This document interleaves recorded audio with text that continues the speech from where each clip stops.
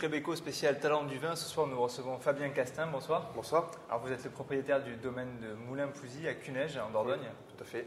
Et vous êtes ce soir le lauréat dans la catégorie Développement durable RSE pour la première édition des Talents du vin. Félicitations déjà. Merci. Alors, perpétuer une tradition familiale, celle d'être viticulteur, tout en cassant les codes familiaux de la production. Est-ce qu'on peut résumer votre parcours comme ça?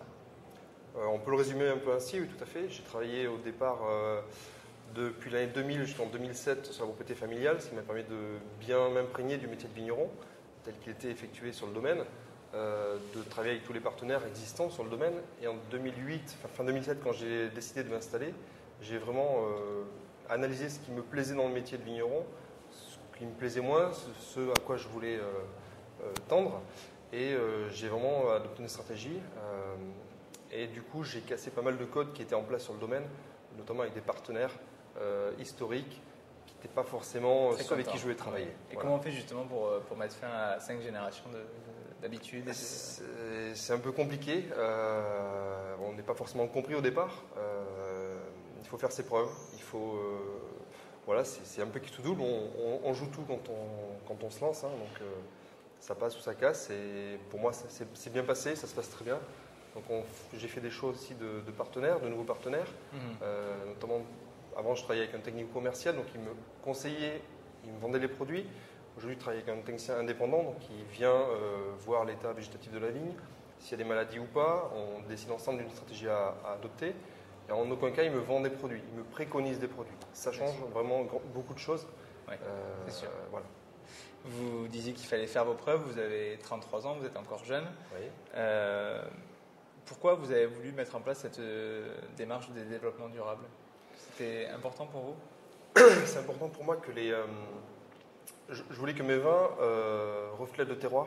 Le terroir, c'est aussi un environnement, un écosystème, une biodiversité. Bien sûr. Et donc, je voulais, sans partir sur le bio, être le plus respectueux de l'environnement possible. De ce fait, les démarches environnementales que j'ai mis en place m'ont permis de respecter un peu plus mon terroir.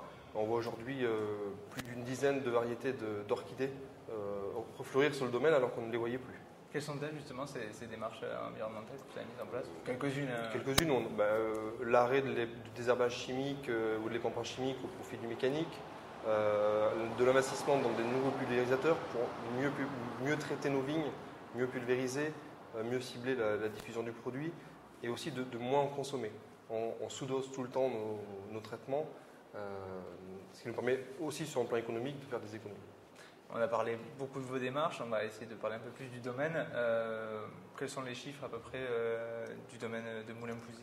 Le domaine en 2008 c'était 30 hectares de vignes, on est passé entre 50 et 55 hectares de vignes avec une grosse restructuration du vignoble.